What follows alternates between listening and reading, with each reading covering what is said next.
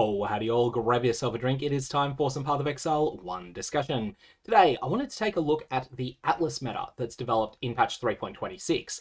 We're going to be looking at Atlas setups that are popular on very high level characters across the Trade League for mercenaries. Now, it's worth noting that this is going to reflect one moment in time. This is going to be a couple of days before I recorded this video. It's going to be looking at the way that people's Atlases were set up at that moment. Atlases are a lot more fluid than characters because when you change from one character build to another, you got to do a whole lot of things to make that happen. You've got to change gear, you got to change a passive tree, you might need to do another lab in order to change ascendancy. A whole lot of things you got to mess around with. You also need to level up gems. It's not something you can do instantly. With the Atlas though, it's something that you can keep 3 Atlas layouts that you can hot swap between. And on top of that, you can also swap Atlases just for currency. It just costs orbs of unmaking, and they're pretty cheap in this league. So with that in mind, it's worth remembering that this is something that players can swap out of very quickly. And so next week, it might be quite different to what you see at the moment. Now, a quick note on methodology. This video is a bit of an experiment. I haven't done one of these Atlas meta roundups before. So we're going to try things out. And the way we're going to do it is by looking at high level characters that don't opt out of their characters being public. These characters, their Atlas details, and a whole bunch of other things get scraped by the website POE.ninja through Grinding Gear Games' API. Now this video is going to cut off at level 98, so I'm only looking at people who are level 98, 99, and 100. If you look at people who are a bit lower than that, you'll find a lot of people haven't finished their Atlas yet. They might be sitting on 100 points, 105 points, 110 points. They've still got things to unlock. And whilst there are plenty of people, myself included, that do not have a level 98 character in the league, but do have the Atlas fully done, that is a little bit unusual. For most people, it is the case. And for most people, it's the And so I wanted to just focus on people that are just that bit further ahead in progression. This is quite late in the league, so pretty much everyone that wants a level 98 character has one. In fact, people who want level 100 characters, they pretty much have them as well. It just comes down to whether you play recklessly or not. Now, something that's very important to remember as well. Atlases and Scarabs, these things go hand in hand. They influence each other, and you only have 5 Scarab slots. Obviously, you only start with 3, but you'll unlock your 4th and your 5th reasonably quickly, certainly before the time you hit level 98. So this means that you've got enough time. So this means you've got enough Scarab slots for 1 mechanic to do it properly, or maybe occasionally to do 2. Sometimes there's interplay where you can take a bit from column A and a bit from column B, and we'll get to some of the things people have done with those as well. What I want to encourage people to do is think about your Atlas and your Scarabs holistically. Think about them as one cohesive whole, rather than as being something where you decide your Atlas first, then you decide what Scarabs go with it. It's also good to have one of your 3 Atlases be one that is just your, I cannot be bothered trading for Scarabs today setup. That's something. It's also good to have one of your 3 Atlases be your, I cannot be bothered trading for Scarabs today Atlas setup, because that means that you've got a lot more flexibility. If you just want to log on, goof off, and not play very seriously, well, you can do that. You can ignore all juicing, and you can just go with things that you've got huge amounts of, or things that you don't even need. Or you can just not even use Scarabs at all.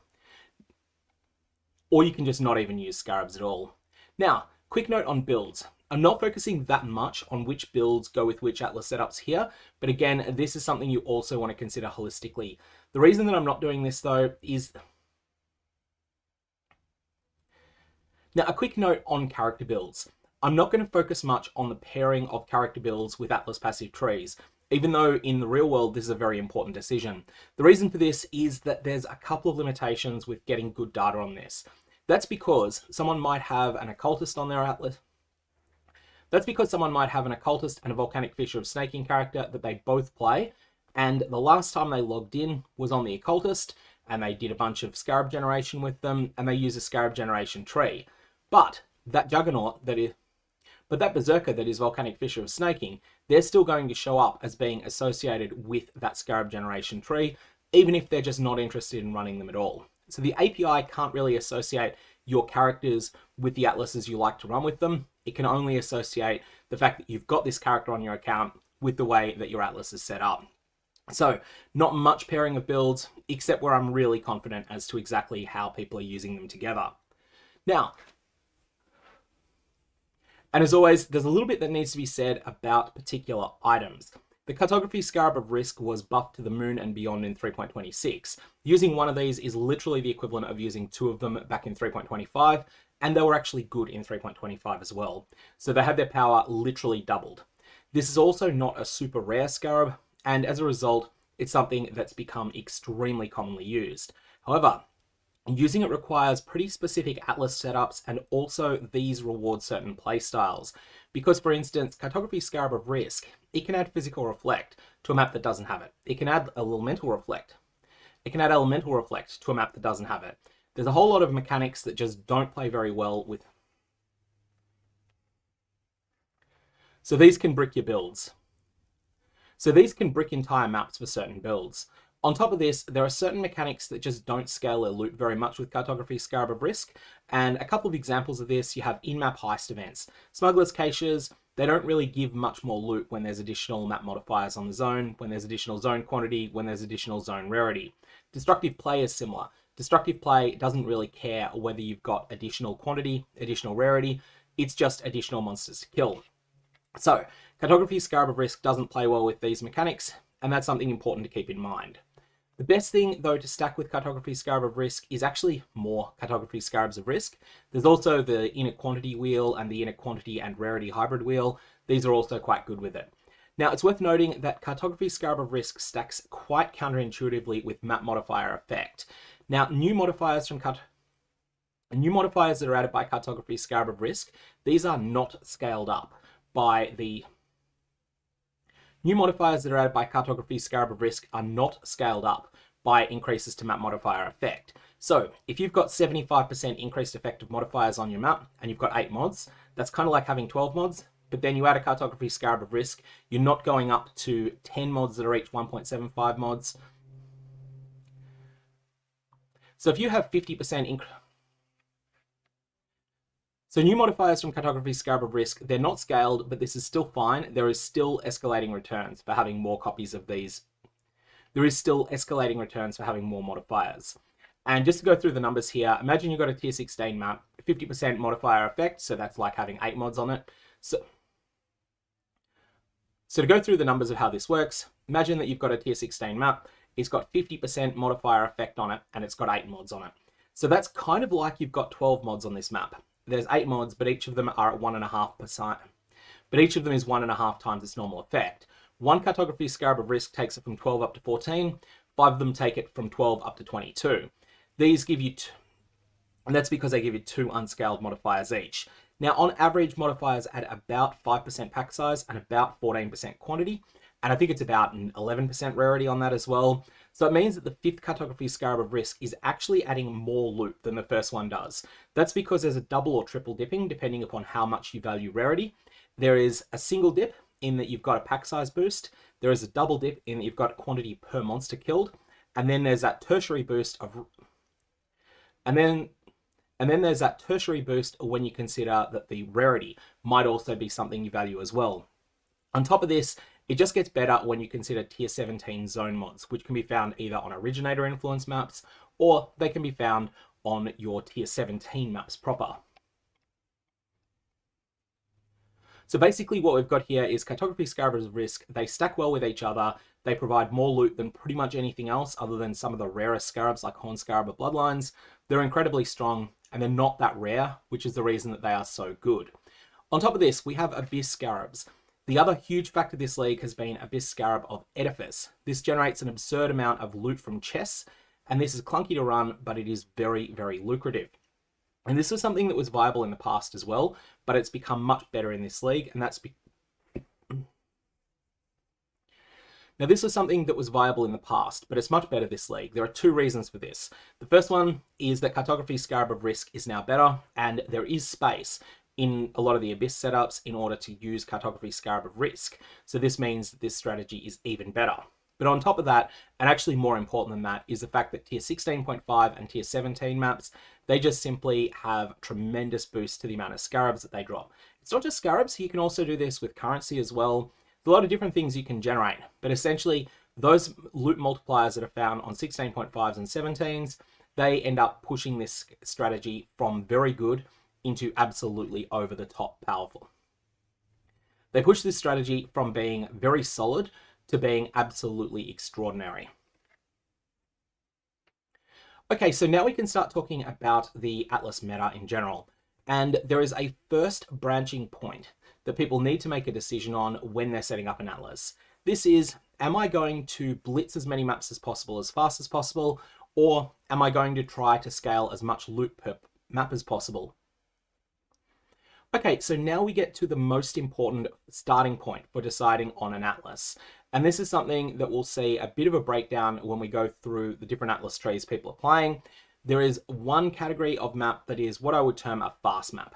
This is where you don't try to scale the amount of loot that you get per monster. You just try and get through your maps as quickly as possible. And you look for events that you can then add on to your maps. Ones where the primary value of it is not the monster drops, it's something else. A good example of this is in-map heist events. Here, you'll add a number of additional smugglers caches onto your map. You'll tap those, they're very quick to loot, and then you'll just move on. It doesn't matter how juicy the map is.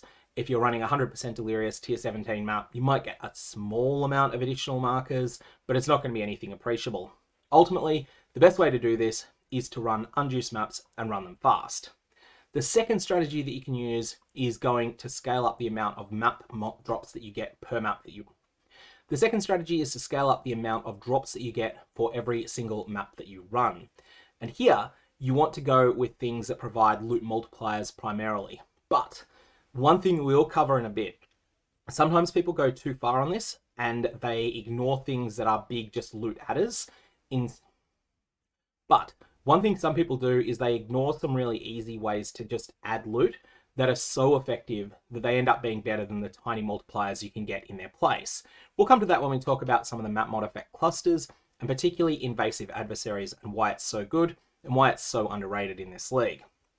So, ultimately though, you want to choose one of these two directions. You either want to go for the fast maps or the juicy maps. Both of these strategies are viable. The more powerful your character is, the more that it's worth your while leaning towards the juicy map strategies, but ultimately go with whichever one you prefer because they can both be made to work. Additionally, starting characters will do really well at the moment by doing fast mapping strategies. So this is things like Betrayal, this is things like Heist, things where you can just go into a map, do it quickly, get on to the next one. This is a very, very good way to get started if you're having a late start in Trade League. More on late starts later on in the video. Ultimately, when you're putting together an Atlas strategy, you want to ask yourself, will this Atlas clusters effect multiply the loot of the entire strategy, like a more multiplier, or will it just add loot, like an increased multiplier? Focus on stacking one of the two, not both of these at once. But don't go too far in this because there are definitely some times that you do want to mix and match these up. Okay, so let's start with the people who are using something that I would term a starter Atlas. This is a very uncommon setup for people who are level 98, but I do think it's something that's more common earlier on in progression, and the number of people who have spec'd into Commissioned Officer and then respec'd out of it is likely to be something like 50% or more of all of the people who've got very high level characters at the moment. So 4% of the player base, 1670. So 4% of high-level players, 1,671 people, have Commissioned Officer set up on their tree. And this is the marker that I'm using for what I term a starter Atlas. This is one of those things that does have a couple of other uses. It's useful in conjunction with Harvest Beast, for instance, but it's at its best when getting started. And this, of course, is a notable that grants a 6% chance for Kirak to grant you a mission after you complete the mission. After you complete the map you're in. After you complete the map that you're running. After you complete any map, and that new mission will be of the same tier as the map that you're running, or it'll be red tier if you're doing a tier 17. Now, other Kirak mission and scouting report related clusters on the passive tree, they're almost never kept on high level characters, they're just not really worth it. Kirak missions ultimately, even though they got buffed a little bit in 3.26, they've just been buried under waves of power creep to other things that you can do, and every buff to other Atlas options just makes these less and less appealing. So we have things like all of the new Harvest Beasts, we have things like the comprehensive scouting reports, all of these exist, but essentially high-level players don't care about them because ignoring them ends up being the best path to success at the moment. If you're starting late though, now if you are starting the league late though, I mentioned Now, I did quickly mention before the prospect of starting late and what sort of atlases I'd advocate there. If you are starting really late and you're just jumping into 3.26 for the first time, I'd like to advocate that you focus heavily on Betrayal. There's a couple of reasons for this. Firstly, if you can defeat Katarina, the Syndicate Mastermind, Veiled Exalted Orbs are currently wanted by almost everyone, and the richest players have enough currency this league because this has been almost at affliction level in terms of the amount of wealth that players have been able to generate. Now, because this has been a league that's been almost as generous to the top couple of percent of the player base as Affliction was, what this means is that the people who want Veiled Exalted Orbs and aren't interested in running Betrayal themselves, they have bid the price up extremely, extremely high on Veiled Exalts. So currently, this means that everything related to Betrayal is extremely, extremely lucrative. So the Syndicate Medallion is something like 7.5 divines at the time I was recording this video. So Syndicate Medallions are something like 7.5 divine orbs at the time I was recording this video. Veiled Exalts were in the low... Veiled Exalts were somewhere around 30, and then you're also getting all flame members on top of that. So basically, there's a lot to be get. So essentially, there is a lot to get out of Betrayal at the moment. Map generation, Kirak missions, Betrayal, and Shrines. This is a good starting place for an Atlas if you're just getting started. And when you've got more points, you can add in Heist as well, and potentially even add in Destructive Play if you want to generate your own Elder Guardian, Shaper Guardian, Synthesis, and Conqueror maps in order to just unlock those hardest individual points on the Atlas. After this, probably the most defining decision that you'll make with your Atlas is which of the 4 options for influence you want to invest in. Now here, it's interesting, Originator Influence is an option, but I'm not really considering it here. Instead, what I'm going with is Eater, Exarch, Maven, or none of the above. This is the options that you've got on the actual map device itself. You can invest into the Originator stuff as well if you want. There's a couple of points on it that are pretty good, especially the ones that increase the chances of a memory tier appearing by 10%. But those are more something I would not associate with any particular influence type. They're more something that I would associate with a fast Atlas. Anyways, of these options, Eater of Worlds is 36% of the playbase. 15,963 high-level players are chasing Eater of Worlds influence and are taking Eater of Worlds influence and taking Eldritch Gaze for this. Now, there's a very small number of people that also take Shadow of Hunger but not Eldritch Gaze. And I think the explanation here is that those players don't feel strong enough yet, or they feel like there's something in Eldritch Gaze that can cause their character to just become... For example, they might find that they can hit... For example, they might not have enough cold and lightning resistance in order to deal with having an altar that's been empowered by Eldritch Gaze and that's nerfing those resistances. So they might feel like having just Shadow of Hunger is fine. In terms of the other influences, 16% of players, 6,881, are pursuing Exarch influence. Destructive Play is 7%, 3,139. This is probably a bit better earlier on, something people tend to outgrow once they start doing juicier maps. And then there's a lot of people, 41.5%, which is 18,193, that are taking neither of these major influence keystones. Those people are still free to pursue one of the influences, they're just not juicing it up as much as they're possible. Those people are free to still pursue an influence, they're just not investing heavily into it. They're not throwing a whole bunch of extra points into making one of the influences better. Now, when it comes to juiced maps, Eater is numerically the best choice here. There were some changes that were made this league. They did make Exarch a little bit better comparatively than it was, but they didn't go far enough to bring them up to power. They didn't go far enough to bring them into parity. So, Eater of Worlds is the superior choice if you're going for very, very juiced maps. However, Exarch is still fine if you're playing a character that just can't handle the Eater influence, and there's a number of mechanics that it can have. Like, for instance, you might be playing a character that just cannot hit any altar that says projectiles fire in random generations. For example, you might be playing a character that cannot handle the mechanic projectiles fire in random directions. If that's the case, then Eater of Worlds is probably a worse choice for you than Searing Exarch. Destructive Play and the related but different Starter Atlas concept, these are weaker on juiced maps as well. These are things that are for faster maps. Now, Exarch, though, it's interesting. There are 2 different ways that you can focus on the Exarch. You can play it as a slightly worse version of Eater, and in order to do this, what you would do is mostly pick the ones that nerf the player. So you'd pick things like player gains, flask charges are nerfed. In exchange for this, you gain some sort of additional chance for items to drop, like maybe you get some quantity in the zone. Or the other option is to focus on the upsides that mostly affect minions.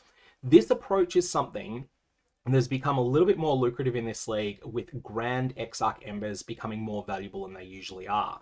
Grand Exarch Embers primarily come from these minion affecting upsides, and so that's one to keep in mind as a choice. So essentially what you do, if you're going with this second approach, you only tap maybe the 20% of altars that are best, and you tap the upside that affects minions when you find it, and then that's something that then doesn't make the map as hard as it would be if you affect the player with all of the altars, but at the same time, it provides you with a decent chunk of extra loot. So there's a couple of different choices there with the Exarch, and it's worth noting that where you're using it like a slightly numerically worse version of Eater of Worlds influence, because you can cope with the downsides, that's best in juice maps, but if you're doing speedier maps, then you want to focus on the other option. And lastly, of course, you can do that speedier option with Eater of Worlds as well, but I would recommend Exarch over it. And next we have the mechanic that is probably the most important of all, Map Modifier Effect. There are 3 classes for this. They're the most popular ones on the Atlas. They are the biggest loot multipliers on the Atlas as well. And warning, warning, these will brick a lot of builds. Let's take one simple example here. You've got a map that reads 70% chance for monsters to avoid elemental ailments. If you've got 43% map mod effect, what does that become? Well, 70% scales up to 100.1%. This means that monsters become absolutely and utterly immune to all sources of ignite. They're completely immune to all sources of freeze. They're completely immune to all elemental ailments, full stop. This ends up being something that probably makes your character completely unable to function. So you need to keep this in mind if you're investing in Map Modifier Effect.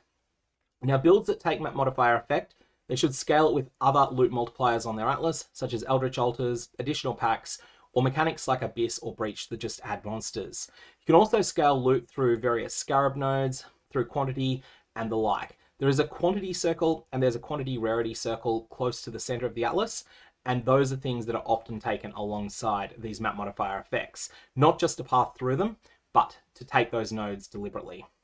The one thing you want to probably do though is avoid once per zone effects that don't really add monsters. So this is things like Heist, which doesn't add monsters at all, or Destructive Play, which only adds a couple of unique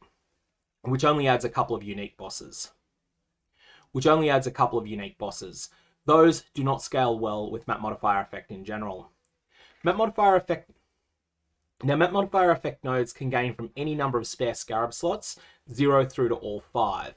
And additionally, when I talk about invasive adversaries, this node is vastly underrated at the moment.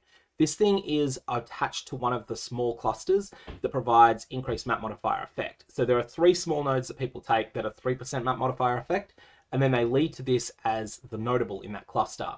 This one often gets skipped by people who take the small nodes, and I think this is almost always going to be the wrong choice. The reason for this, invasive adversaries is 10% more base packs on the map. So that...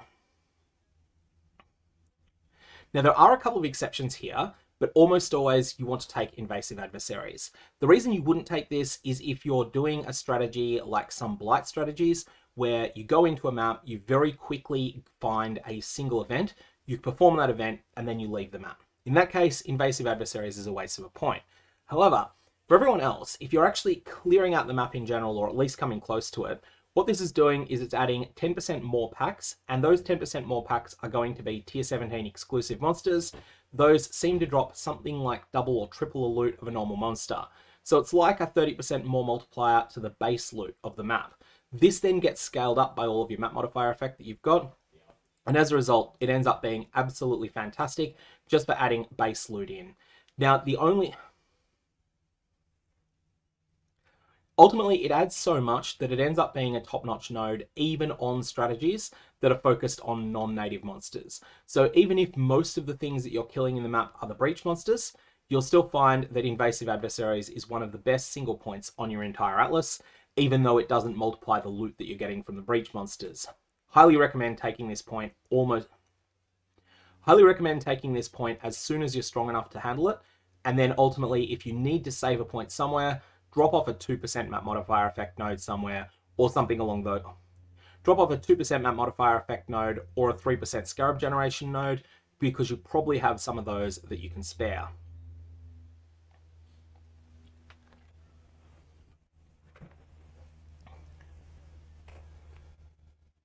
The next big cluster of nodes that people take are scarab multipliers. Now, I want to start with remarkable relics. 44% of you are taking this, 19,268. This is one of the most commonly taken nodes on the entire atlas. It sounds absolutely fantastic. Less common varieties, sounds like you're going to get more of the super valuable scarabs, and you're going to get fewer of the trash ones. In practice though, it actually seems to be a trash node, according to the largest available sample size test. I do want to warn you though, this is based only on a sample of 10,000 scarabs generated with it and 10,000 scarabs generated without it. So it's not something that I would say is absolutely put to bed. Do not use this node, so it's not something I would say is absolutely proven to be a bad node, but it just doesn't seem very good. So what it looks like 95% of the time, Remarkable Relics does nothing. 5% of the time, it rolls 3 times, and it awards the rarest of the 3 scarabs that would be rolled. This is definitely not proven. It's just the best model that's been able to be found so far from the available data. However, if that's the case, this notable is worse than a 4% scarab node, and probably actually worse than a 3% scarab node in general, and I would not recommend taking it. However, if it does turn out that it was just an unlucky sample, then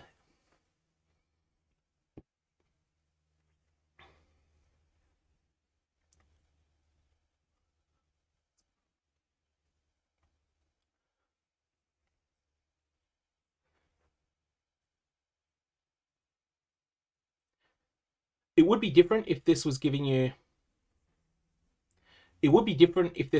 double or triple a number of the rarest scarabs on the tree, but it feels like it's only giving you 10% more of those. And of those rarest scarabs, some of them are actually coming at the expense of some of the valuable lower tier scarabs, like the classic Abyss Scarab that do have some utility, like the baseline Abyss Scarab, like the baseline Abyss Scarab, like some of the other cheap scarab.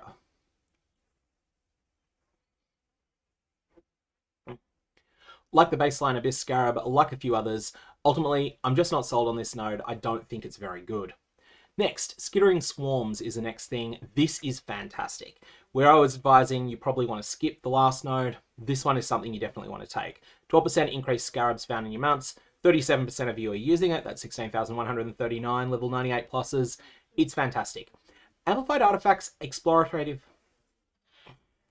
And then we have the Scarab Biasing node. And there's also Amplified Artifacts, which is the one that gives you more scarabs from rare monsters. Also very solid for most strategies, but do use your brain. There are going to be some strategies where this is not a useful node to take. Then we have a couple of really interesting ones. Explorative Carapaces and Trapping Carapaces. These are ones that bias the scarabs that drop in favor of certain popular types of scarabs.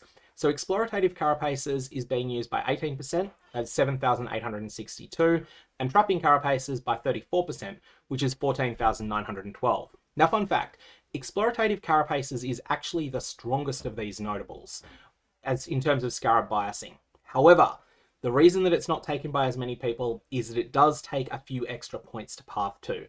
It's currently located at the top of the central quantity wheel, and so if you're taking the quantity wheel, it's easy to pick this up, and it's a fantastic 3 points. The 2 small nodes that lead up to it, they're also good as well, less scarab multipliers. But if you're not taking that quantity wheel, you're going to need some travel nodes to get to it, and I can understand not picking it up. Trapping Carapaces is less powerful. This is the one that biases towards ambush scarabs. It's a little bit more explosive because the best of the ambush scarabs is a huge drop, but the Cartography Scarab of Risk is something like 20 times as common, and that's the reason that it ends up being so much better to spec Explorative Carapaces. So yeah, these are the Carapace nodes. They're better than they look, and ultimately, so these are the Scarab Biasing nodes. They're better than they look, and you should probably consider these if you're playing any sort of spend a lot of time in each map atlas setup. Chittering Campions is the next one, rightly not taken very much. This is the one that gives a 25% chance for each map boss that you kill to drop a bunch of extra scarab. This is the one that gives a 25% chance for map bosses that are slain to give a scarab. 25% just isn't a lot unless you're using destructive play. And even if you're using destructive play, it just goes from meh. And even if you're using destructive play, it just goes from mediocre to fine. It doesn't go to end up being... And even if you are already using destructive play, it just goes from mediocre to serviceable. It doesn't go from mediocre to great. So take it if you're playing destructive play and you've got the points. Otherwise, though, no particular worry about it. It's fine to miss, even on a destructive play atlas. Scarab blocking is the next thing we want to talk about. An early test that was done this league provided some evidence that scarab blocking nodes simply deleted the affected scarabs. This turned out not to be correct. So someone then went and repeated that test. They repeated it with a larger sample size. What it turned out was that the person who'd done the first test, they weren't being dishonest or anything. They were just unlucky. They just did the test, performed it properly, but it was within statistical limitations. And it turned out that when a larger sample was done, it was actually proven that these scarab blocks, they do re-roll the scarabs instead. So you should block mechanics with low demand. So you should be taking blocking nodes. You should block mechanics that have low demand scarabs, and this is based upon the economy that you're playing in. So if you're playing in solo self-found, this means very different things to if you're playing in trade league. Lastly though, so if you're playing in solo self-found environment, this is going to mean very different things to if you're playing in trade league.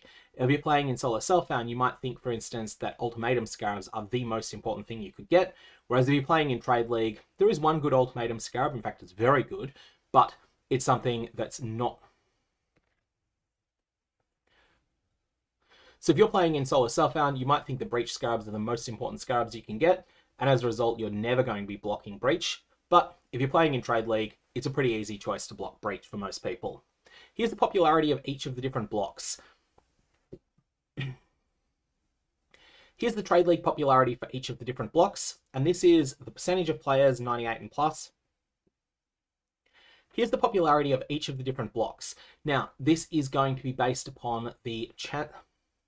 Here's the popularity of each of the different blocks. Now, there are three numbers that are given here. The first one is just the total percentage of level 98 plus characters that are blocking that cluster. The second one is people who are playing a Scarab Atlas, and that means that they've got at least one of the notables. And the third one is for people who have gone in on map modifiers and Scarabs. So that means that they've got mounting modifiers, and they've also got the 12% increased Scarab node. And you'll see there that there's a lot more of a... And you'll see there that there's more of a consolidation behind which of the things to block. Ultimatum and Harvest are less premium than they seem. Now, it's interesting to note that Ultimatum Scarabs on average and Harvest Scarabs, they feel like they're the best Scarabs. They are good Scarabs, but they're less extraordinarily good than they seem. Cartography Scarabs are by far the best category, and that's because Cartography Scarab of Risk is relatively common and it's worth so much. Harbingers, Harvest, Ultimatum, and Ambush are a distant second, with Harbingers, Harvest, Ultimatum, Ambush, they're a distant, roughly equal second in terms of the value of the Scarabs that you've got, but you can't block some of those. So you can't block Ambush, you can't block Harvest, you can't block Ambush, you can't block Harbingers, so that's basically what we're looking at there. In terms of the player... Generally speaking, I think the player base is currently undervaluing blocking nodes and also Scarab biasing nodes like explorative carapaces. These nodes are really, really good. They're top tier loot multiplier nodes, and the more blocks that you take, the better each one of them becomes. Contrast this though to the carapace nodes, where the more of them you take, the weaker each one becomes. Ultimately though, there's only really two that are worth taking at the moment, and then there's one or two that are marginal. You could take them if you're using those Scarabs yourself, but they're not really good. I don't want to advise you though to go as far as blocking Ultimatum or Harvest though, as some people do. Those mechanics have a worse average Scarab value than Cartography Scarabs, but they're equal or better than everything else, and as a result they end up just being better than an average Scarab. I also want to say you probably don't want to block things you run yourself, mostly because time spent interacting with Faustus and time spent trading, that's time spent not playing the game, and so it's good to be able to loot the Scarabs you're using yourself. One more thing we want to talk about. Now we'll get into mechanics in a sec, but there's one more thing to talk about here, and that is places to spend spare points on your tree. You've only got 5 Scarab slots, and you can't usefully consider... Now we'll get into mechanics in a sec, but we just want to start by talking about places to spend your last points on your tree. So you've got everything you really want. What do you want to spend the rest of the points on? You've only got 5 Scarab slots, you need to remember this, and you can't usefully consider a second Scarab Hungry mechanic if all your Scarab slots are tied up for that Atlas. So if you're juicing maps, what you want to do at this point is spec more Scarab drop nodes and more Scarab biasing.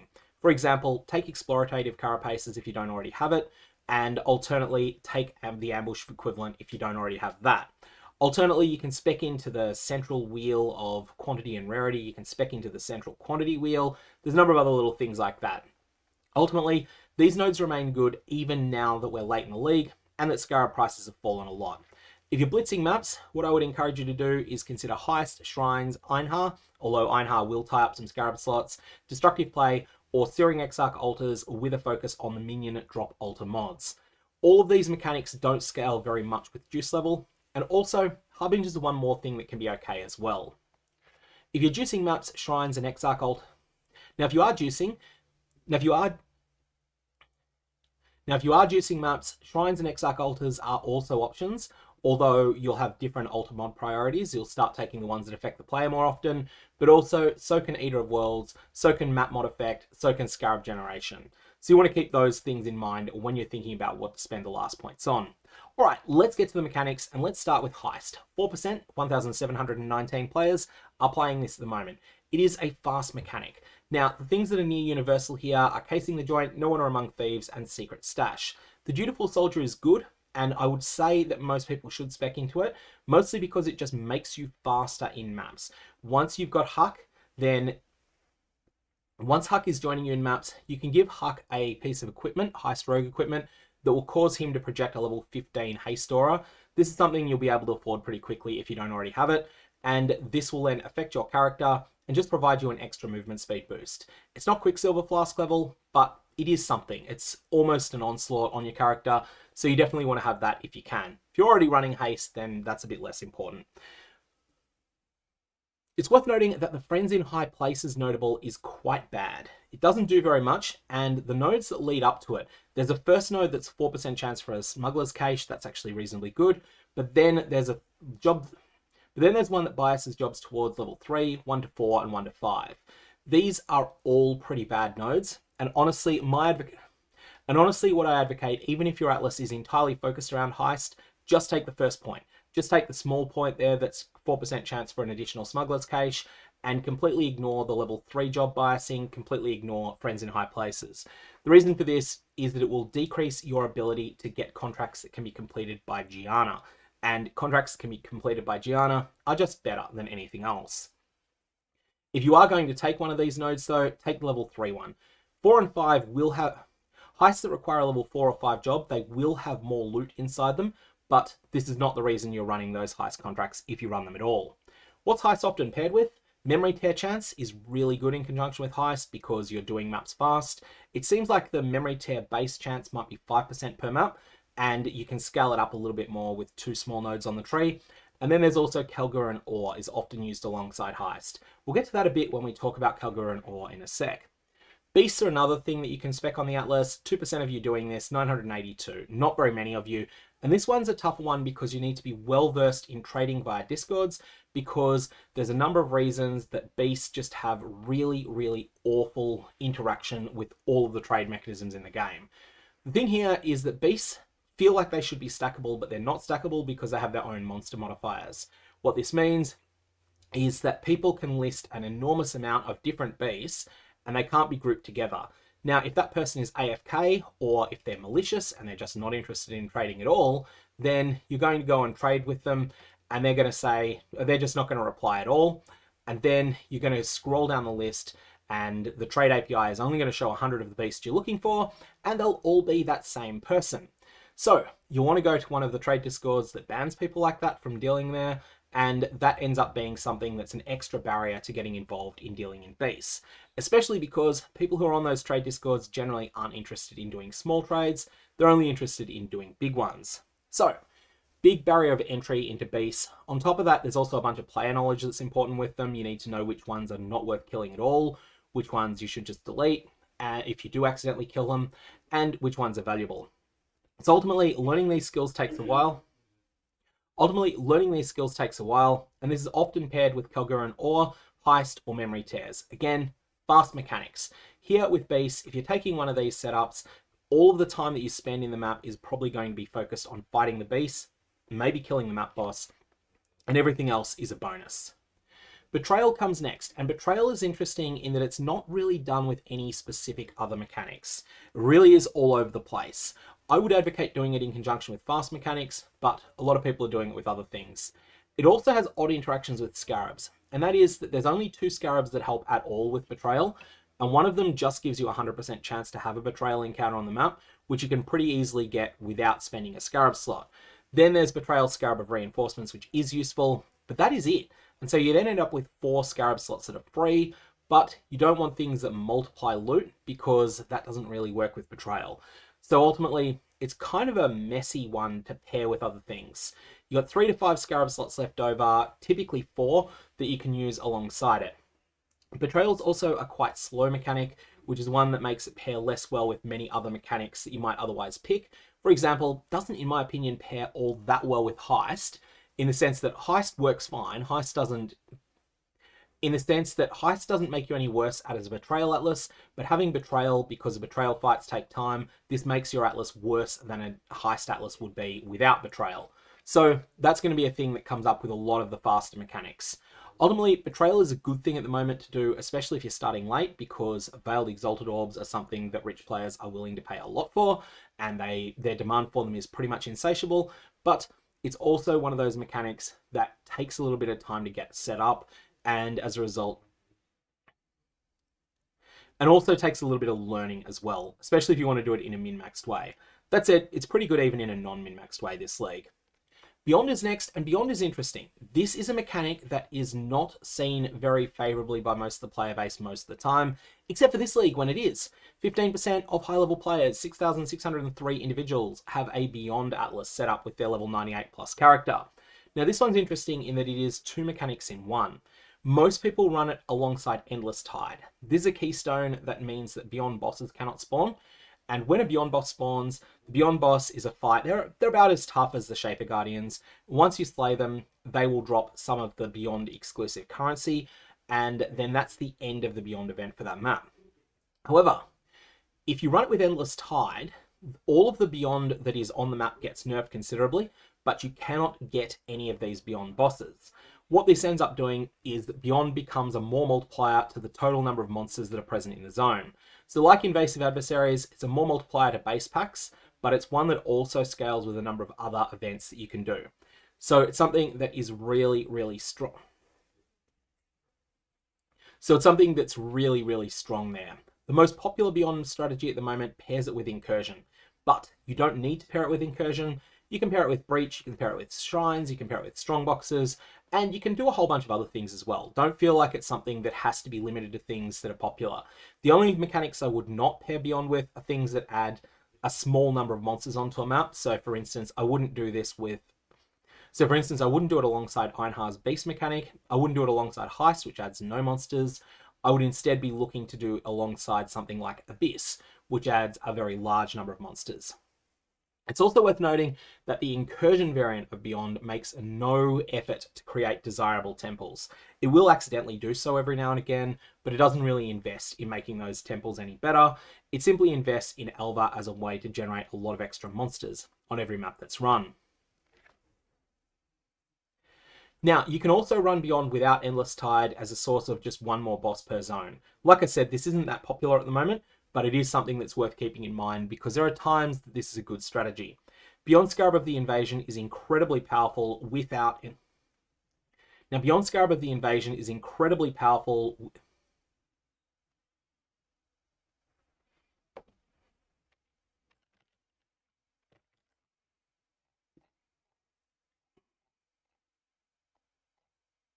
So just a note here, I'm changing a typo that I picked up.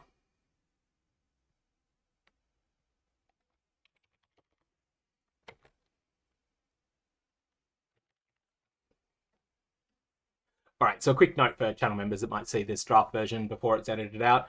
I just fixed a typo there. It was meant to say extremely powerful with Endless Tide, but it said without. So Beyond can be run without Endless Tide as well. This is just a source of one more boss per zone, and that boss will provide you with a bunch of extra Beyond exclusive currency, which can sometimes be useful, although late in the league it tends not to be that valuable. Beyond Scarab of the Invasion is an interesting one. It's extremely powerful with Endless Tide.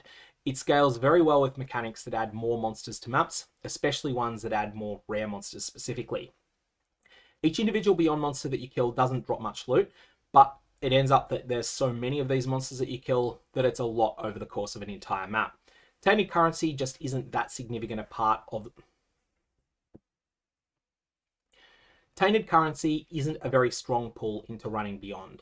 Now, there has been some speculation, and I'm not sure whether this is true or not, but there's some speculation that the Beyond bosses might drop different currency or biased in different ways to what drops from the regular monsters.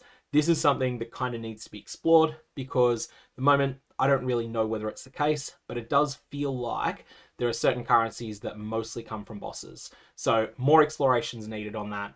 But all that said, the Tainted currency, there's just not quite enough demand for anything except the crazy rare divine teardrops, and those crazy rare divine teardrops just aren't worth enough to worry about it. Kalguran Ore is the next mechanic. 12% of people, 5,081 are playing it. But this is one of those things where it's kind of deceptive just to look at the numbers. There are two distinct strategies. They look very similar superficially because they take a bunch of the same nodes. They take yield upon yield, they take fortune's favor either way. But then the first of these strategies is what I term Svalin hunting. Here you take Verisium infusion, and that's because the Black Knight appears to replace a Verisium deposit. It's just a percentage chance. If you would have had a Verisium deposit in your map, there's a percentage chance that this is replaced by a Starfall Crater, and you then go and you fight the Black Knight, and you probably cry because you probably don't get a Svalin from him. But if you do, well, you've just picked up one of the most expensive unique items in the game at the moment. The other way that people tend to use this mechanic is Bismuth juicing. Here, Bismuth makes all magic and rare monsters across the entire zone. Here, a Bismuth deposit, when you tap it, it makes every magic monster that's left in the zone substantially juicier, and every rare monster that's still alive in the zone somewhat juicier. This ends up being fantastic. It's roughly a 50-50 split between these two different strategies, so it's not really 12% of you that are running Kalguran Ore strategies, it's 6% that are running Svalin hunting, and 6% that are running a different strategy focused around using Bismuth deposits to juice up maps sometimes. Now, the Svalin hunt approach is something that's commonly taken alongside memory tower hunting, with educated upbringing and remembered kindness to bias towards the most valuable of the three incarnation fights, and of course, the increased chance for memory tears to spawn. It appears to be 5% baseline in order to get a memory tear, so you can scale it up a little bit there. Other fast mechanics, of course, this plays well alongside Svalin hunting, so this is things like Heist, again, end up being really good here.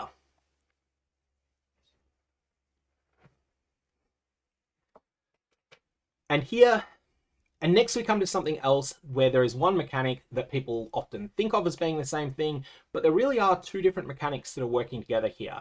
This is Delirium. Now, depending upon which of the strategies you want to use, it's either 3 or 7% of the player base that are running Delirium. So there is the strategy that is... So there is a strategy that I would call Delirium Juicing. Here, you use the mirror. You generally don't take the Unending Nightmare Keystone, which is the one that removes all aspects of time from the mirror. And you use this primarily because when you're fighting while delirious, monsters drop items with additional quantity and additional rarity. 7% of the player base, 2,964 players at high level, are doing this. Or alternately, there is a different approach. This different approach is to scale the reward tiles through the use of Compulsive Hoarder. Here, you get an additional bonus to the amount of rewards that you get from every Delirium encounter, or at least there's a percentage chance for these to drop additional loot.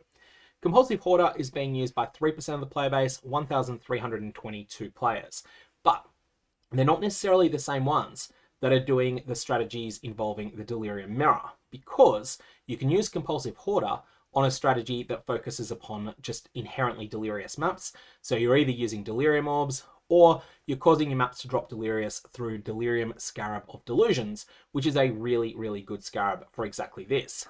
So that is the Delirium setup. Notice here that this is not one cohesive thing, and that's because Delirium really does point you down two divergent directions.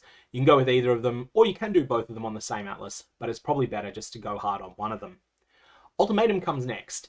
Now, this one's interesting because this is one of the few times that I can say very authoritatively, this is mostly being done by one character archetype.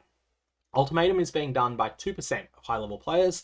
763 of you are on Ultimatum Atlas. Now, of those, 41% of the players are playing as chieftains. And it's worth noting that some people might have like a level 95 chieftain that's running their ultimatums, and then have a level 99 character that's running a different atlas, and they've just logged out with their ultimatum atlas going, but they've come up as a level 99 of something else instead of being their level 95 chieftain. So it's probably actually more than 41% of people here. That's just because the Chieftain Ascendancy is incredibly strong when it comes to the specific challenges that are posed by fighting monsters in a circle, and Ultimatum even more so than other encounters that are somewhat similar, like Ritual. Ultimatum is extremely niche this league, and that's because it just doesn't really scale as high as a loot from other mechanics. Its unique drops, this is inscribed ultimatums, some uniques, and catalysts, they're primarily actually products of Scarab use, not of ultimatum running. So what I mean by this here is that when you're running an ultimatum in a map, the loot that you get from it is scaled up so much by the use of the rarer scarabs. This is Ultimatum Scarab of Catalyzing. This is also the Ultimatum Scarab of Dueling. These are so good at getting you those rarer rewards that ultimately, the way I tend to think of them is that catalysts aren't a reward for doing ultimatums, they're a reward for looting Ultimatum Scarab of Catalyzing. The Trailmaster uniques, they are not a reward for running ultimatums in maps, they're a reward for getting an Ultimatum Scarab of Dueling from somewhere and then going and using that. Ultimately, I don't think this mechanic is in a great state. Ultimately, I don't think this mechanic is in a great state at the moment. The top scarabs for Ultimatum are so good that they devalue drops for the entire mechanic, rendering it pretty bad when you're not using one of these scarabs. In solo self-found, these scarabs are so rare that it's not quite true that they may as well not exist, but they almost might as well not exist, and it ends up meaning that people can't rely upon getting the drops from Ultimatum. Now, if you play in Trade League, these scarabs are pretty cheap except for the catalyzing one. So the Ultimatum Scarab of Dueling is definitely not very expensive. If you've wanted to fight the Trailmaster, it does make it really accessible to do so. But if you do play in solo self-found, you'll find that these scarabs... Whereas the catalyzing scarab is quite a bit rarer. If you're playing in solo self-found, you'll find that these scarabs are rare enough that you pretty much won't have them. And as a result, it kind of doesn't really work in either. As a result, I don't think the mechanic works all that well in either of the two game modes. As a result, I think the mechanic doesn't really work that well in either of the two game modes. Blight comes next, and I'm going to keep the Chieftain background here because Blight is another thing where proliferating explosions through packs is an extremely solid way of doing them. Now, this is something that's akin to Delirium again. There are two very different approaches that you can use to running Blight. There are two very different approaches that you can use towards running Blight. The first one is focusing upon scaling the pump loot as much as you can. The second one is focusing upon scaling up the loot chests that you get. These require quite different atlases and also tends to require different scarabs, just different choices all the way. So they take quite different trees, but immune response is good in both approaches. This is the one that causes Blight monsters in your maps to spawn 100% faster and also to spawn 50% more non-unique monsters. What this does, it means that you can do more Blights per hour once you're powerful enough to do so.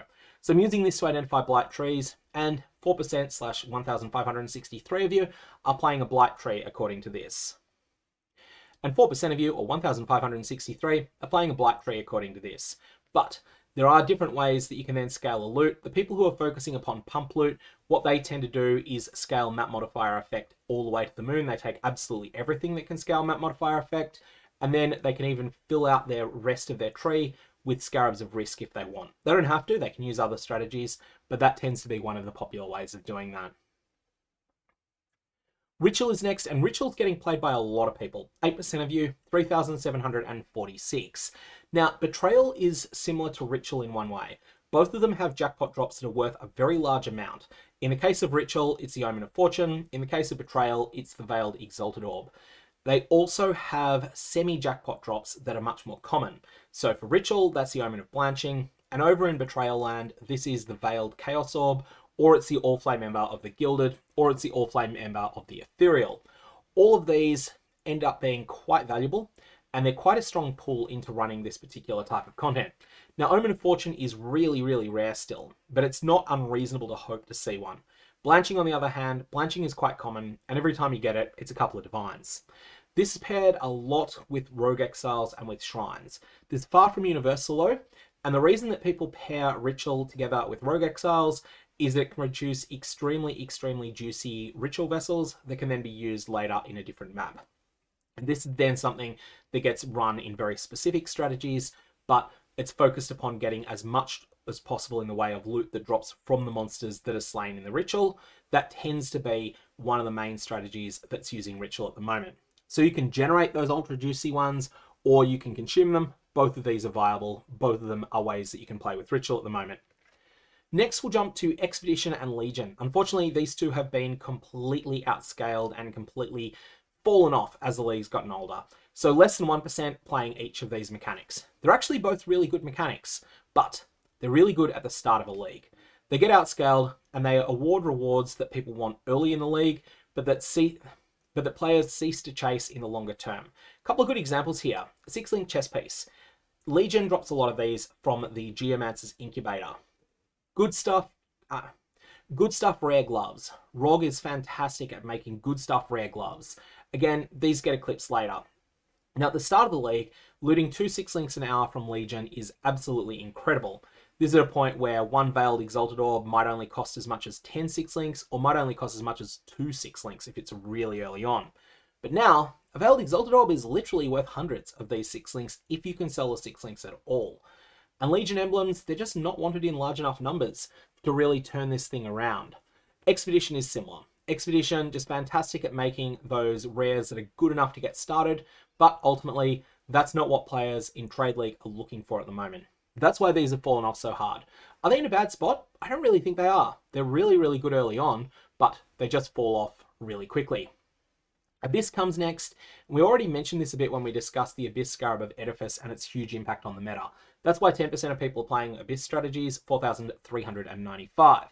But there's actually a number of ways you can engage with Abyss content.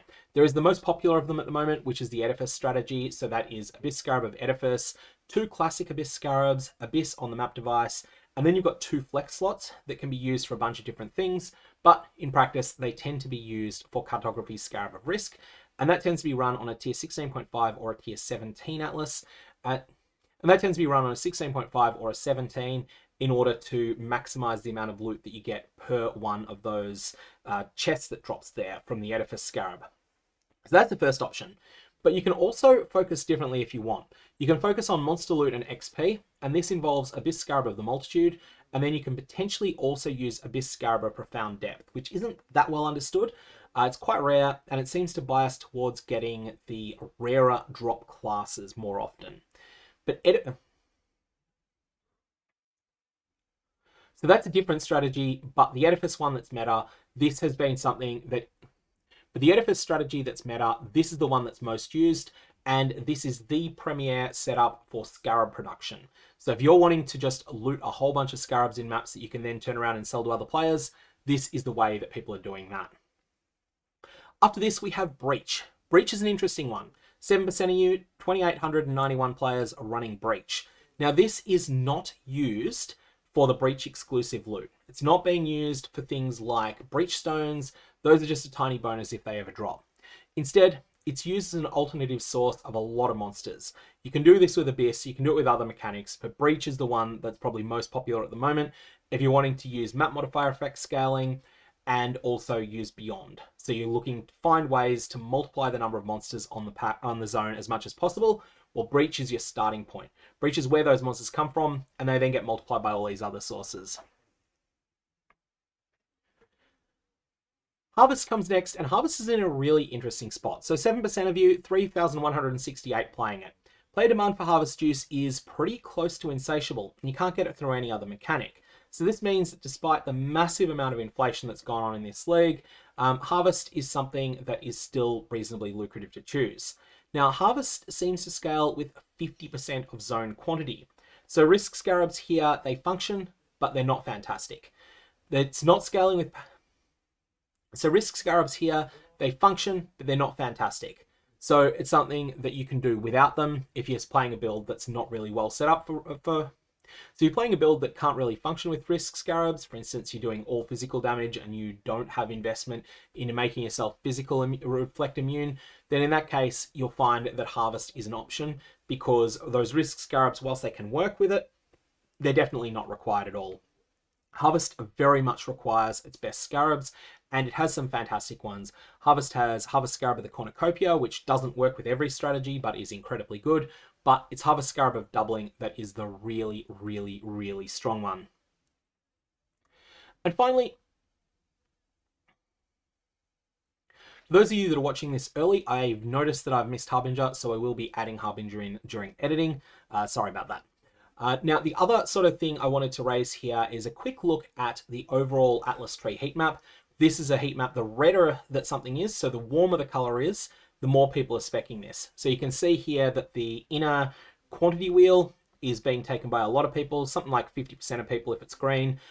The teal of the inner quantity and rarity wheel is something like 25% or so. And then you've got various darker blue colors where there's and then it's darker blue where there are fewer people taking things. Essences were great early, but they're now down to just 3% of the player base. The Shrine package is pretty much everywhere. 30% of people are doing it. It's fast, it doesn't require scarabs, and it allows you to borrow power from the Atlas. So what this will allow you to do, it'll allow you to mostly do things you already could do, but do them faster. But it will also sometimes allow you to beat bosses that you might not otherwise have been able to beat at all. And then we have those central circles that are really good. Unfortunately, I can't get exact numbers on how popular they are, but they are definitely being used a lot. In terms of the scarab biasing nodes, this one here is a scarab biasing node that increases the cartography scarabs. This is probably one of the best loot increasing nodes on the tree. And this one here is the one that adds ambush scarabs. The ambush scarab one is more popular at the moment. That's, I think, because it's less points. It may also just be because it gives you the most exciting drop. Whereas cartography scarabs of risk, I'd rather have 20 cartography scarabs of risk than one of the ambush scarab of containment. And that's about the ratio between them. But it seems like people are more... But it does seem like there's a section of the player base that would take the chance... But it seems like there's a section of the player base that are jackpot hunters, so they're looking for that. Finally, we have up here Remarkable Relics. Like we said, this is really overrated. I don't think it's very good. I don't think you should take it anymore based upon the last study that's been done. But if you do think that it's... But I will be clear that the numbers on that aren't settled, and it is something that could be better than we currently think.